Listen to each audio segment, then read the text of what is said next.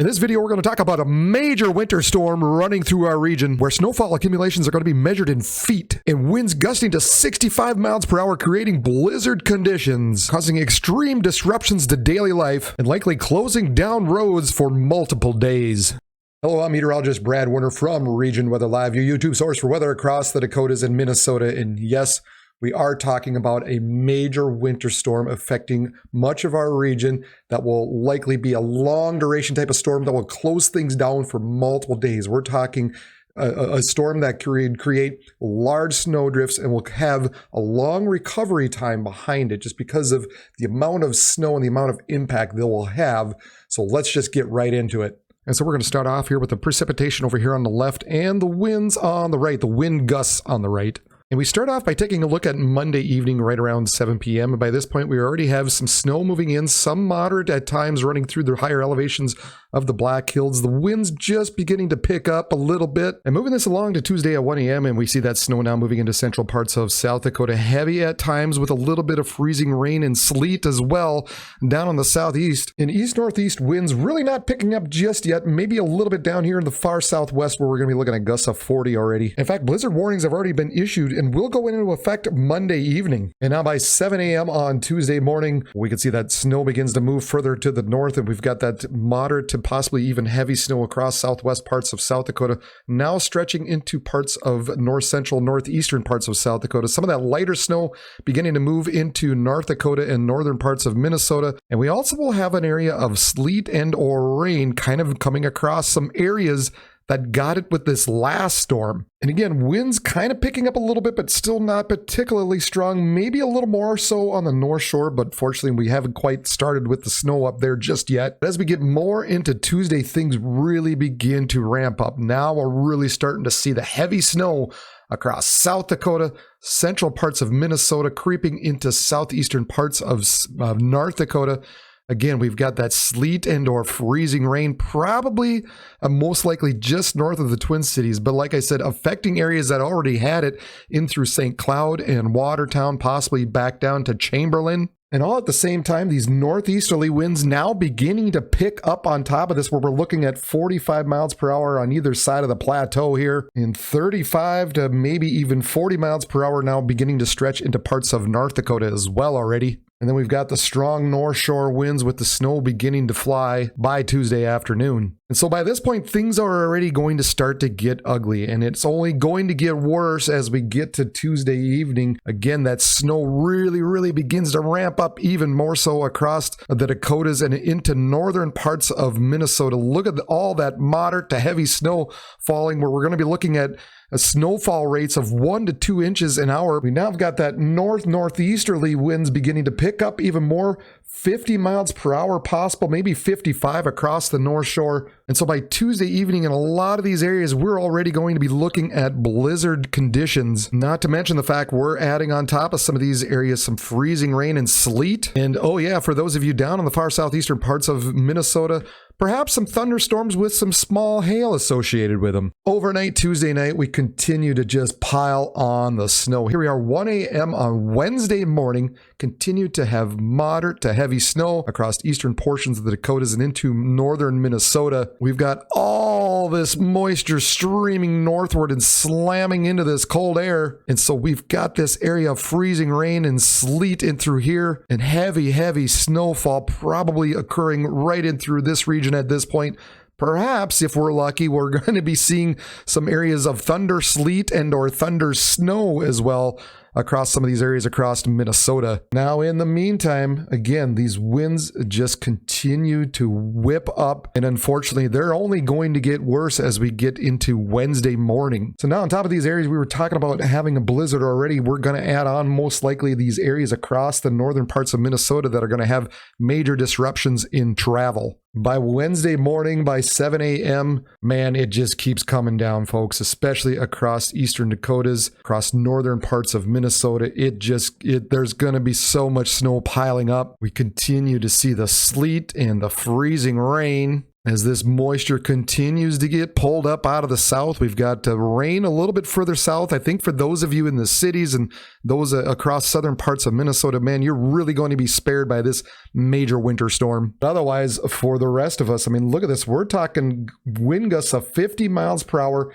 65 possible across the North Shore by this point. And ultimately by noon or 1 p.m. on Wednesday, even though the snow part of it kind of lightens up a little bit for most areas where we're getting down to a little more of that light snow, man, we continue to have just the stiff northwesterly winds now gusting 45, 55, maybe even 65 miles per hour across parts of the Dakotas. The wind is going to be whipping. I mean, we're talking about severe weather type of winds moving through eastern parts of the Dakotas. Now, by this point, we do have this low pressure center here, so the winds do die down just a little bit across north central parts of Minnesota, but they're still going to be quite high across the North Shore and the northeastern parts of Minnesota. And the fun continues on into the evening hours by Wednesday evening at 7 p.m. Again, the snow begins to lighten up at least, but man, you're not going to notice for some of you from central to eastern parts of the Dakotas here. Again, look at this. 55, 65 miles per hour, a little bit less again as you get into north central parts of Minnesota just because that low is centered there, and then the winds continue to cross the North Shore though. And even looking a little bit further back where the snow is expected to fall, I mean, we're still talking wind gusts 35, 40 miles per hour, and that's going to be enough still to cause drifting at least across the roadways and just causing some travel disruptions. Continuing on through Wednesday night and getting around that midnight to Thursday 1 a.m. time, again, that snow begins to taper off a little more, moves from west to east, moves from southwest to the northeast, but those winds just continue to whip. This is going to be the problem area overnight Wednesday night still across the north here and across the northeastern parts of Minnesota as well. And not to mention, we've added an area of freezing rain in through here and sleet, and so you're talking about wind gusts of 45, 50 miles per hour, man. That's not good for the roads. That's not good for power lines. By Thursday morning, most of that snow will be about done. We're going to be left with a little bit of flurries across the north, some light snow. The winds do begin to die down. We're still going to be looking at 35, maybe 40 miles per hour. So again, we're still looking for some disruptions continuing across eastern Dakotas, northwestern or northern parts of Minnesota, we'll just say. And those of you in the west and maybe central parts of South Dakota can begin to dig out by Thursday morning. By Thursday afternoon, again, those winds continue to die off from west to east. They get a little bit better for some of you, but continue on across the north here, where we're still seeing winds 35, 40, maybe even 45 miles per hour, even beyond the noon time frame on Thursday. Thursday evening, again, right around 7, those winds continue to die off. That back edge moving a little bit further to the east. Now it looks like as you get into the Red River Valley, things get a little bit better, but still across northern Minnesota, it's still going to be a pain. The rest of you, again, kind of still digging out from the snow and the snow drifts and just the poor winter conditions. Overnight, Thursday night by midnight or so, that high pressure continues to really begin to dominate. We're going to be seeing clearing skies. The winds really die off through the overnight hours, Thursday night, early Friday morning. And by that point, that's when the rest of you can start to dig out. Things improve across the remainder of the region. Now, I didn't get time to personally put together a snowfall forecast just yet, so keep an eye on my social media sites up there, and as soon as I'm done, I'll get those issued out to those social media sites as soon as I can to show you where the best places are going to be, where the most likely areas of blizzards going to be, freezing rain, how much snow to expect, timing, all that stuff. But for now, let's just kind of take a look at what the model says just to kind of give you a general idea. And some of this will need to be adjusted, people, because this is just one model, and I do take a look at all of them and take a look at what everything is telling me. So just take a look at this model just to kind of give an idea. This is Tuesday morning by 7 a.m. And then once we get to a 1 p.m. Tuesday, this is about how much snow starts to spread across. Once we get to 7 p.m. Tuesday, boy, look at that. We're talking this is where I'm talking about, we're measuring maybe in feet down into southwestern parts of South Dakota. They're indicating over 2 feet of snow, maybe as much as even 30 inches of snow. And I know the weather service down there is indicating as much as well. So really, this model isn't that far off right now from what the weather service is saying. By Tuesday evening, we already start to see 6 inches across portions of North Dakota. Through the overnight hours Tuesday night, as we get to that midnight and 1 a.m., Wednesday morning at 1 a.m., again, that snow just continues to pile up across South Dakota, North Dakota, northern Minnesota. By 7 a.m. on Wednesday, look at that again. We continue. I mean, we're measuring everywhere in a lot of places in feet. We're talking over 12 inches of snow, maybe even 18 inches of snow if everything lines up right for those of you across South Dakota, eastern portions of North Dakota, even down here in the south central parts of North Dakota.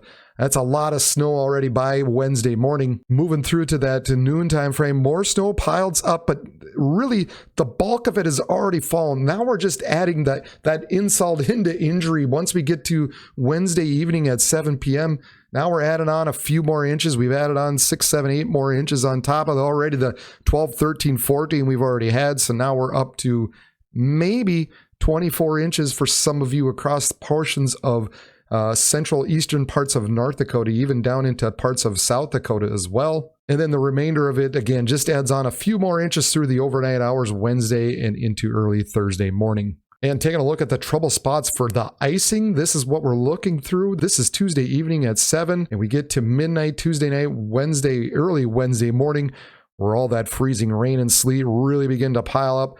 Wednesday morning by 7 a.m., wow, look at that. And really, this is possible where we could see a 1/4 inch of ice across parts of northern, northeastern parts of Minnesota here.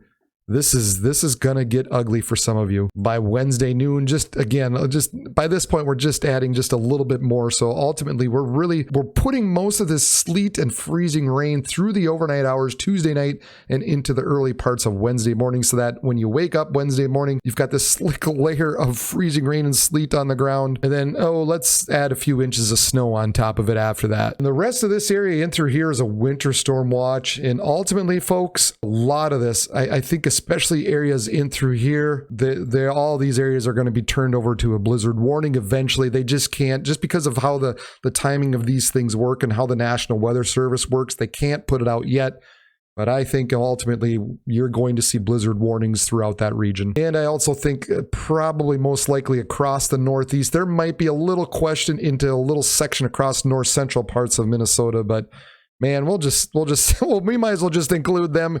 I mean, either way, man, it's going to be nasty. So I normally don't like to sound the alarm bells like this, but this reminds me somewhat of the storm last April running through the Dakotas, where they got 3-4 feet of snow. I'm not saying we're going to get that much, but boy, that caused a lot of disruption out through parts of North Dakota and western parts of South Dakota as well. That was a big, big storm.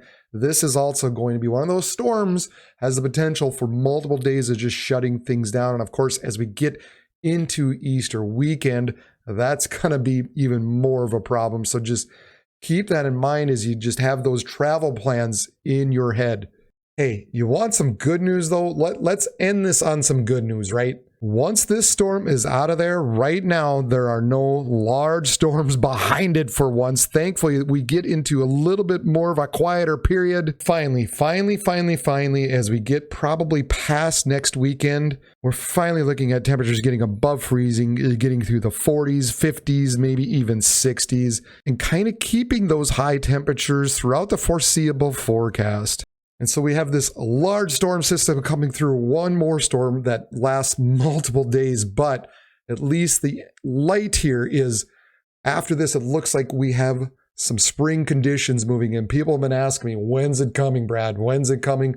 Finally, I could say it looks like it's coming after this big storm. And I'm not saying this will be the last storm for sure, but boy, it's looking pretty good beyond this at this point. So fingers crossed that hopefully this is the last one, and we do indeed move into spring and get into spring flooding. Great. Yeah, we'll look forward to that, and bridges shutting down and roads and all that fun stuff. Anyway, we'll worry about that later. How about that?